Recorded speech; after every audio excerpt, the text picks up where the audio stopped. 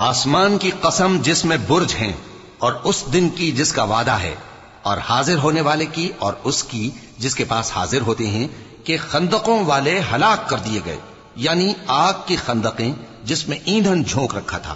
جبکہ وہ ان کے کناروں پر بیٹھے ہوئے تھے اور جو ظلم وہ اہل ایمان پر کر رہے تھے ان کا نظارہ کر رہے تھے، اور ان کو مومنوں کی یہی بات بری لگتی تھی کہ وہ اللہ پر ایمان لائے تھے جو غالب ہے، سب خوبیوں والا ہے، جس کی آسمانوں اور زمین میں بادشاہی ہے،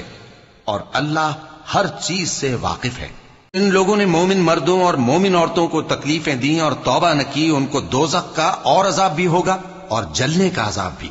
اور جو لوگ ایمان لائے اور نیک کام کرتے رہے ان کے لیے باغات ہیں جن کے نیچے نہریں بہ رہی ہیں، یہی بڑی کامیابی ہے۔ بے شک تمہارے پروردگار کی پکڑ بہت سخت ہے،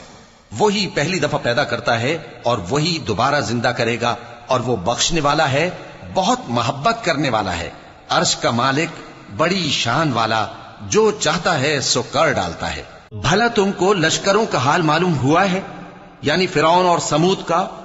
اصل بات یہ ہے کہ کافر مستقل جھٹلانے میں لگے ہیں، جبکہ اللہ بھی ان کو ہر طرف سے گھیرے ہوئے ہے۔ یہ کوئی معمولی کلام نہیں،